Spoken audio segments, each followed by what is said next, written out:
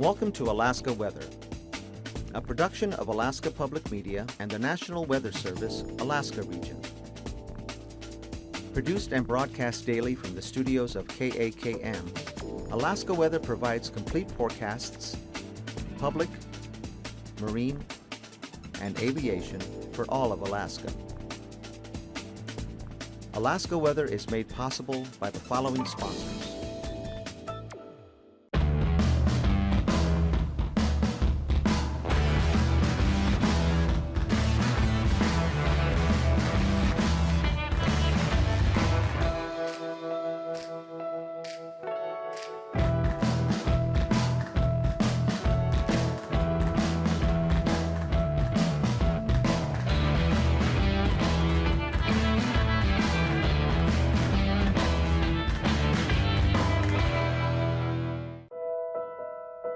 Alyeska Pipeline Service Company, fueling philanthropic programs and dedicated to creating educational and professional opportunities for Alaska Native people.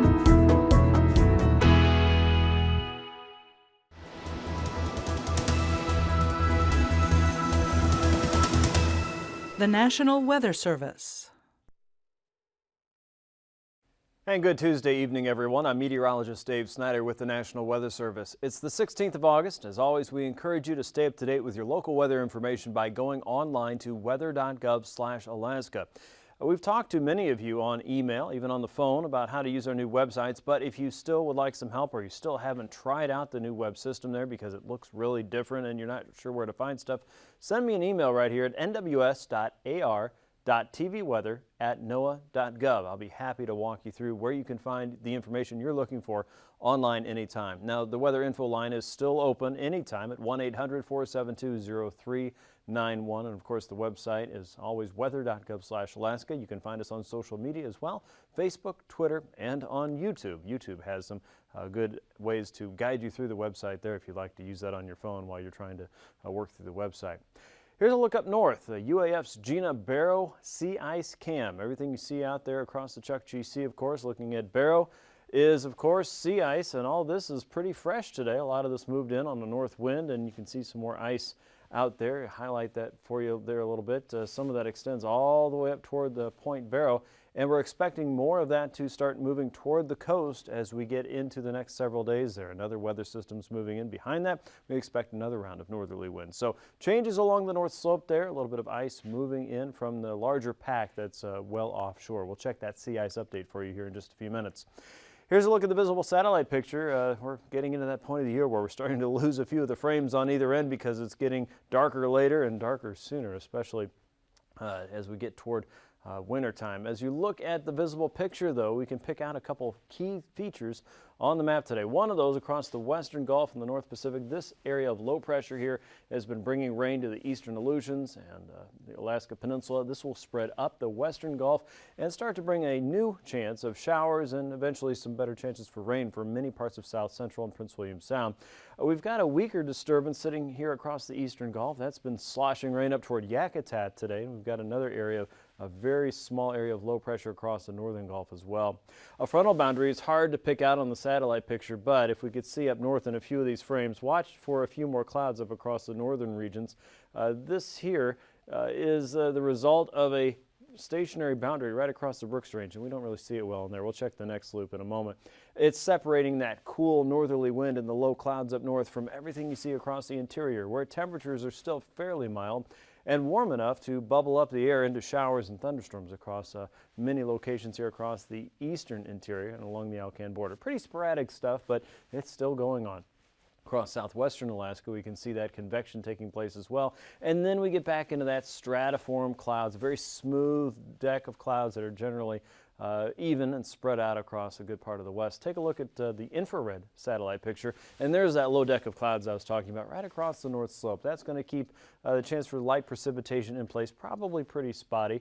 But as we get into the next 24 hours, warmer air is going to lift northward, and it would be a surprise to see a little bit of rain and snow mix in across the Chukchi coast. Nothing too substantial, but enough that you'll notice that it's well, maybe not full-on summer anymore. As we look at the loop one more time, you can see the spreading out of moisture out across the western Gulf. This again lashed into a deep southerly flow that's pushing more warm and wet air northward. For right now, though, central and southern parts of southeast are kind of in that drier sector, so things are looking fairly tame for you in the next couple days. Could be some showers sneaking in as we get toward the end of the week. Here's the surface charts. There's that frontal boundary we're talking about over the Brooks Range, and along that we've had a couple areas of showers and thunderstorms, some of those out across the upper Kuskokwim. Low pressure across the northern Gulf, spreading rainfall north and east into the northern parts of the Panhandle and very well east of Cordova. Low pressure south of the eastern Aleutians at 993 millibars. And for right now, high pressure is in charge of the Bering. That's keeping a low deck of clouds out across parts of the Bering Strait to St. Lawrence Island, through the Pribilofs and into the chain. As we get into tonight, there's a better chance for some light rainfall to spread out across Kodiak Island. You'll see that pick up through tonight and into tomorrow. A better chance of rainfall develops around Prince William Sound. Hit and miss rain, maybe showers across northern parts of southeastern, maybe even some fog across southern parts of the Panhandle.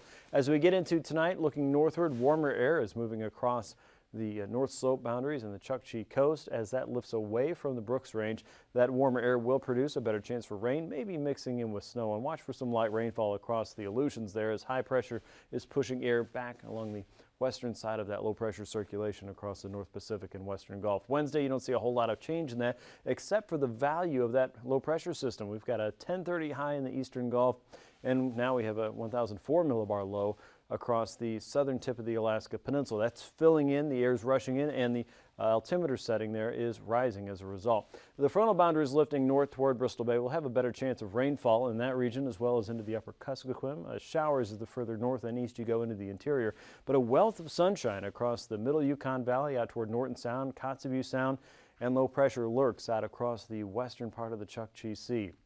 High pressure is dropping southward across the southern Bering and into the North Pacific. You see it there on Thursday at 1,024 millibars. Low pressure is just kind of cut off now. It's lost most of its power, if there was any, at 1,016 millibars. It'll just hover across the eastern chain around Unimak Pass. Low pressure just south of Cordova at 1,022 millibars. There will keep showers in the forecast for northern, maybe even central parts of southeast. Southern southeast has a better chance of looking at more clouds than anything else. And there's the ridge of high pressure here. You can see the axis is just over your area. So wouldn't be too surprised to see some fog, especially in the morning. Out across the north slope on Thursday, another round of northerly winds will set in. After that, the confidence in the forecast starts to change a little bit and worsen, let's say, because we have some models that are talking about more of a northerly wind and another set of models that wants to flip the winds right back around to the south after the system passes. So if you're interested in what's going on the North Slope as we head into the weekend following this front, you'll want to keep close watch of the forecast because there may be some changes in what we're thinking based on the new information we're gathering and from people like you. That certainly does help as well. Here's a look at the temperature as we get into southeast this afternoon. Upper 50s and lower 60s across northern and even southern parts of southeast. Ketchikan and Craig and Klawock, Hyder all in the 60s today. Sitka looking at 59, the capital city closer to 65. Haines and Skagway also somewhat milder. Haines was a little bit cooler. 57 in Yakutat, also a chance for, had some heavy rain earlier today. Prince William Sound saw temps in the eastern part of the Sound in the 60s, the western part of the Sound back in the 50s. Seward was 59, 64 in Homer, and it was 68 in Anchorage today. Up the Matanuska Valley, we saw temps back in the 60s as well toward the Susitna Valley, 65 in Talkeetna. Looking northward across the range from Healy to Fairbanks to Fort Greely, all in the 60s. Fairbanks made it up to about 70 today, 69 around Eagle, 66 for Fort Yukon. Arctic Village was 61. 30s and 40s for the North Slope communities today. It was 41 in Kaktovik, warmer there than in Barrow at 35. Wainwright and down the coast, 30s and 40s there. Kivalina was 50 degrees, Kotzebue 51. Nome was looking at temps in the mid-50s with Unalakleet at 56. Galena saw 61. McGrath was a warmer 68 degrees with Grayling and Sparivon and many down in the lower Yukon and Kuskokwim valleys. Looking at temps also just shy of 70 for most areas. Lake Iliamna was back in the mid to upper 60s this afternoon. 70 for King Salmon, 64 around Dillingham. You can see 50s and 60s around the Alaska Peninsula as well. 61 in Kodiak. 57 for St. Paul, and low to mid-50s for all of the chain, including Alaska, Unalaska, and Dutch Harbor. Now, overnight low temps in the 40s and 50s for southeast, south central in the lower 50s, the interior, upper 40s to low 50s, the Arctic coast, anywhere from the mid to upper 30s there, just shy of freezing there in Barrow. 50 in Nome, southwest, looking at temps in the low to mid 50s. And about 50 degrees or a little better as you go through the Aleutians to the Alaska Peninsula. High temps tomorrow push the 60-degree mark as we get into the Alaska Peninsula. 56 for St. Paul, Nunivak Island, you're 63, 67 in Bethel, 62 in Nome. The North Slope back in the lower to mid 50s with Kaktovik a little bit cooler at 48 tomorrow. Look for interior temperatures in the lower 70s. That goes from Fairbanks out toward Tanana, southward toward McGrath and Galena. As you head into Eagle and Northway, upper 60s will do it for you. The Susitna and Matanuska valleys could range in the mid 60s to even close to 70 degrees. South Central and a little bit down into the Kenai Peninsula. Homer, Seward, Prince William Sound, upper 50s to mid 60s tomorrow. 61 in Kodiak and upper 50s to mid 60s for southeast. All temperatures for many south of the Brooks Range will remain fairly mild. Flying weather shows IFR conditions continuing in the morning for most of the North Slope, especially the Chukchi Coast. The Pribilovs down to the central and eastern Aleutians, as well as the western part of Prince William Sound on the eastern Kenai Peninsula and the south and eastern coastline of Kodiak Island. By tomorrow morning, expect little improvement there for western and most of Prince William Sound. The central and eastern chain still looking at IFR conditions, as well as those from Kiska westward toward Shemya. You'll see the IFR conditions improving along the North Slope, but you'll still be dealing with MVFR through a good part of the day. Here's your pass conditions. Anaktuvik and Anigan Pass right now look pretty good once you get out of that MVFR across the North Slope. Lake Clark and Merrill Pass, we expect to see MVFR conditions through most of the day. We'll see improvements in Rainy Pass to VFR. Windy Pass, we expect to see VFR conditions develop. Isabel Pass should be looking for improvements throughout the day, also heading toward visual. Mentasta Pass, we expect to see VFR. Tanita Pass looks pretty good for your Wednesday, and for Portage Pass, IFR to start, it might lean over toward MVFR as the day goes over, but again, IFR will be lurking through a good part of the Sound. And Chilkoot and White Pass, we expect to see pretty good flying weather there and visibility throughout the day.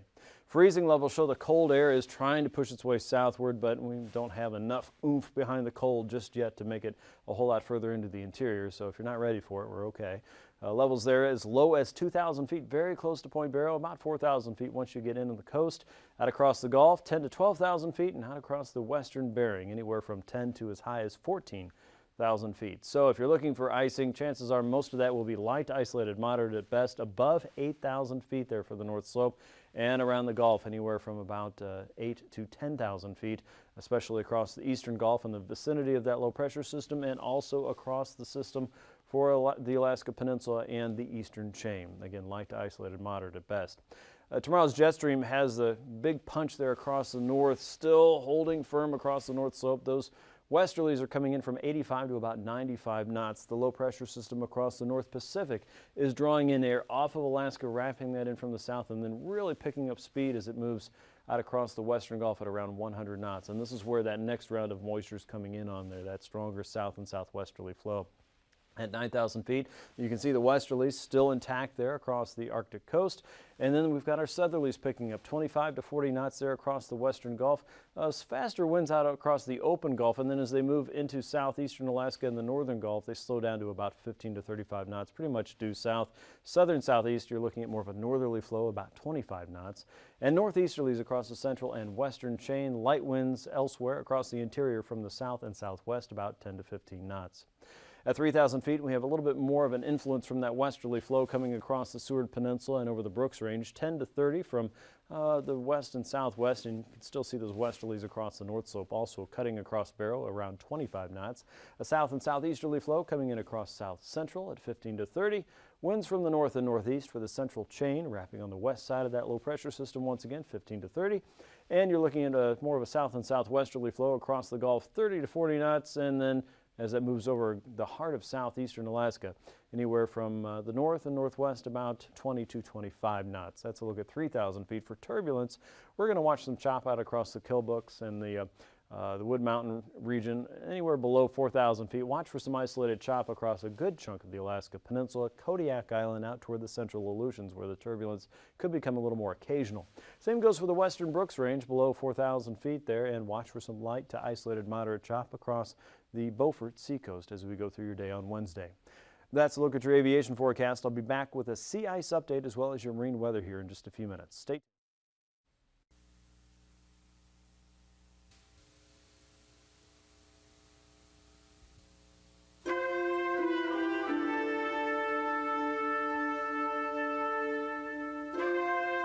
Alaska, the great land.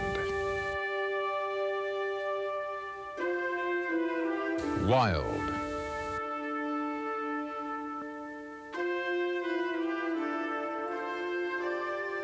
Rugged. And inaccessible.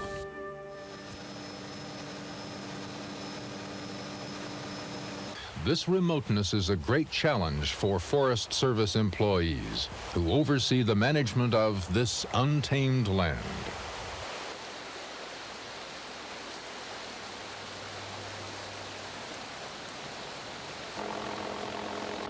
It is the helicopter that is providing access to many remote locations, enabling the Forest Service to accomplish a wide variety of projects that otherwise would be extremely difficult, if not impossible, to perform.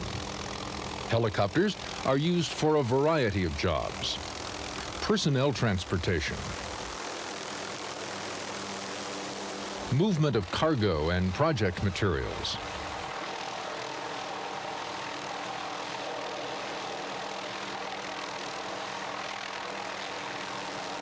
reconnaissance and wildlife surveys,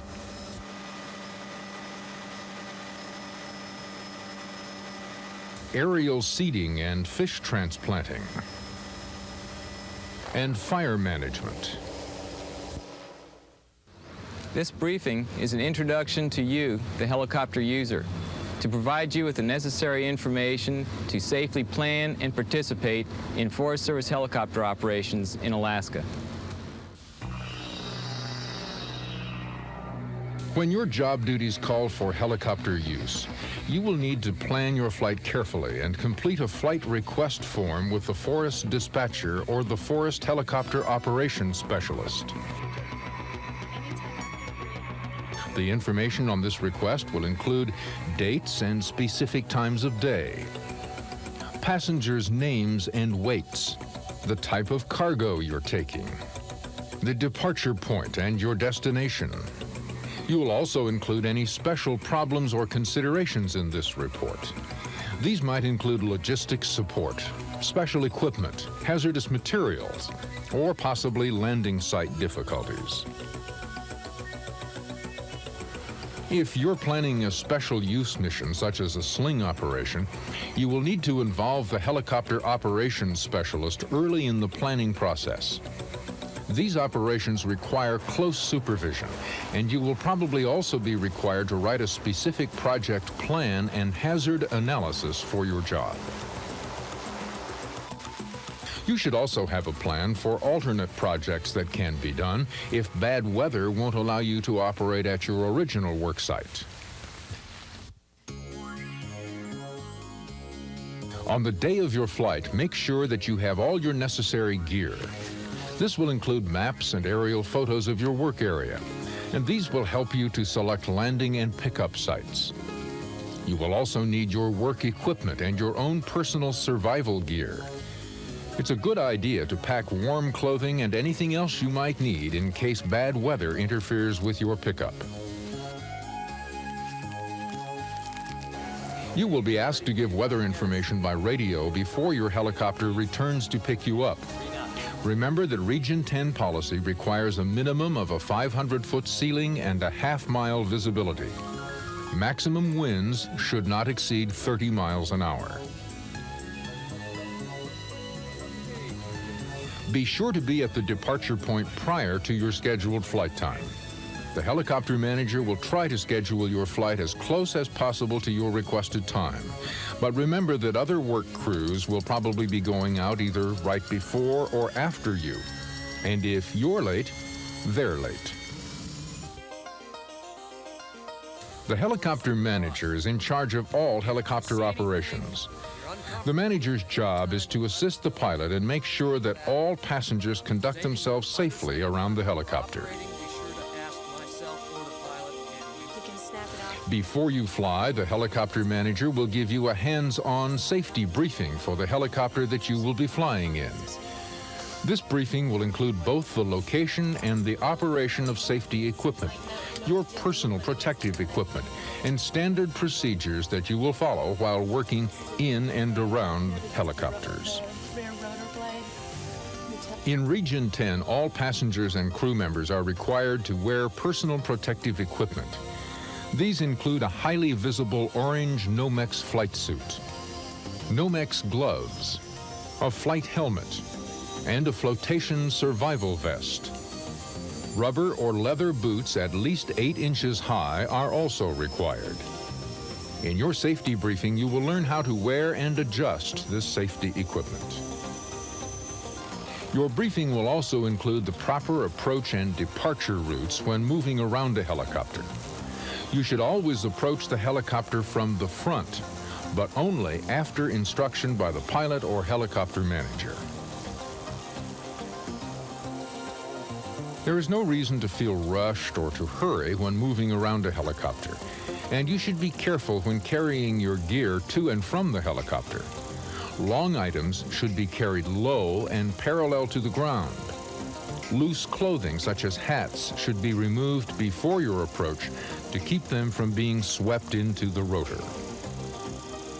Never approach the helicopter from behind or from upslope. This will prevent accidentally walking into the main or tail rotor system. Tail rotors become very difficult to see in certain light situations and travel at speeds that make them virtually invisible. Heat from the engine exhaust jet can result in severe burns. After safely approaching the helicopter manager will assist you to safely store your gear. Become familiar with the operation of the passenger doors and latches, and also the handholds and footsteps. Be careful to step over the skids to keep from damaging the pop-out floats. These are used if an emergency water landing is necessary. Also, let the helicopter manager know in advance if you are transporting firearms and/or hazardous materials. These may have to be transported in special containers or be stowed in a special way. Here's a look at sea surface temperatures around coastal Alaska, and you can see that most of the eastern Gulf is still looking at temperatures that are anywhere from about 15 to 16 degrees C. A lot of this has been running well above normal again this season, and of course the runoff from our main stem rivers is also making places like Norton Sound and the southwest coast fairly warm. Once you get up north of the Bering Strait, we still have temperatures that are looking at anywhere from about 5, 6, maybe 8 degrees C. But once you get up across the Beaufort Seacoast, the water cools off considerably, and some of that is only 1, 2, even 3 degrees above 0 degrees Celsius. So what does that mean? Well, there's still enough cold water there to support ice, and you can see the larger pack ice here, 80% in concentration or higher, shown in white. But all this blue area here has ice in it, and that is concentrations from 20 to as high as 80%. And some of that, again, is very close to regions between Barrow and Wainwright. And with northerly winds, more of that could be working its way southward toward the coastline in the next few days. So again, if that is a concern for you, monitor the very latest information and forecast information from weather.gov/Anchorage/ice for the Alaska Sea Ice Program there, and they're happy to give you updates as you need. Here's a look at the forecast in southeast. Winds will come out of the north and west through the central and southern interchannels. They're 10 to 15 knots. Seas will be small, a southerly flow in the Lynn Canal. More of a northwesterly flow south of Sitka along the outer coast, 10 to 15 there with 4-foot seas. As you head up toward Yakutat, a southeasterly flow will become stronger from the south and west as you get into Thursday, with winds sustained at 30 knots, but gusts could reach as high as 45 knots with 10-foot seas expected there. You can see the shift in the outer coast as well as we get into Thursday. For the inside waters, 10 to as high as 25 knots into Lynn Canal. A northwesterly flow in Clarence Strait, 15 knots with a 3-foot sea on Thursday. For south central, a broad easterly flow moves across Prince William Sound, 15 knots with a 3-foot sea. And you can see those easterlies also cutting across the Barrens at 35 knots with a 9 to 10-foot sea. Southeasterlies coming into Kodiak Island from the Gulf at 30. And a northeasterly flow moving through Shelikof Strait with a 9-foot sea there on Wednesday. That becomes more of a southerly flow on Thursday with a 3-foot sea. Light northerlies in the northern Lynn Canal, a south and easterly flow bending over the Barrens. Easterlies diminish inside of Prince William Sound. We still have a stronger southerly wind outside of Montague Island and into the northern Gulf and east of the Barrens there, 15 to 20 in most areas. Across Bristol Bay, 35 knots from the east, a 7-foot sea there on Wednesday. Southeasterlies coming out of the western Gulf, 9 to 10-foot seas on a 25-knot wind. And down the Bering Sea coast, 35 knots with an 11-foot sea. For Thursday, a south and easterly flow bends across the entire part of the Alaska Peninsula, 15 to 20 in the Bering and 20 to 25 across the Pacific with 9-foot seas there on Thursday. For the Aleutians, a northerly flow will be in command for the central and eastern chain there, 25 to 30 knots with 7 to 10-foot seas in the Bering Sea coast, 6 to 8-foot seas in the Pacific, and you can see a little bit more of a shift out here in the west from Kiska to Attu, 15 knots with a 9-foot sea. For Thursday, a southwesterly flow moves in with 5-foot seas expected on 15-knot winds, and west and northwesterly winds are still working over the central and eastern chain, 15 to 20 in all areas. Higher seas across the Bering and across the Pacific, 4 to 6-foot seas are expected there from Nikolsky to Atka. As we look at the west coast, southwesterlies will move across St. Lawrence Island and into western parts of Norton Sound. Northerlies south of that shift, anywhere from 15 knots with 4-foot seas from Nunivak Island west to St. Matthew. Easterlies moving out of the Kuskokwim Delta at 30 knots, and northerlies around the Pribilofs, 25 knots with a 7-foot sea. Notice more of a southwesterly flow reaching into St. Matthew and St. Lawrence Island for Thursday, 20 knots with 5-foot seas there. Northerlies continue in the Pribilofs, and we still have that offshore flow across the southwestern Capes and the Kuskokwim Delta at 20 knots on Thursday with a 4-foot sea. Now for the North Slope, southerlies are expected on Wednesday. Those will return. Look for a south and westerly flow moving up the western part of the Chukchi coast, and as you get into the Beaufort Sea coast, south and southeasterly flow there, 10 knots with a 2 to 3-foot sea. Now we're going to start getting into more of a northeasterly flow here between Wainwright and Barrow, and that could allow more of that ice to get closer to the coast. Just to the east of Point Barrow, a broader southwesterly flow there, so it gets into that Beaufort Gyre there. So watch for ice to move closer to the coast from Barrow to Wainwright. Along the Chukchi coast, more of a southwesterly flow, 20 to 25. Here's a recap of the weather pattern. Low pressure out across the western Gulf will move more rain across southwestern Alaska, Kodiak Island, and into south central. Southeast, a few showers in the north, but most of the southern part of the Panhandle will stay mainly dry for the next couple days. The next weather system approaches the North Slope as we get into Thursday. That will change the winds around as we get toward the end of the week. Thanks. These forecasts are to be used for planning purposes only. Call 1-800-WX-BRIEF for a formal pre-flight briefing. Always file a flight plan before you go flying. The U.S. Coast Guard Auxiliary urges you to leave a float plan with a friend or the harbor master before you go boating. Alaska Weather is made possible by the following sponsors.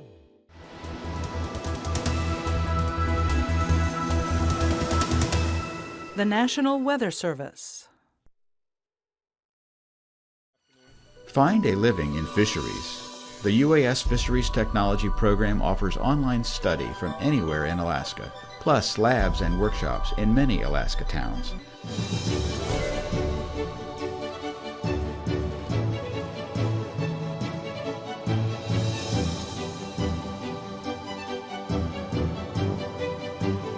Is most likely a chum. Find your living without leaving where you are. Fisheries Technology from UAS.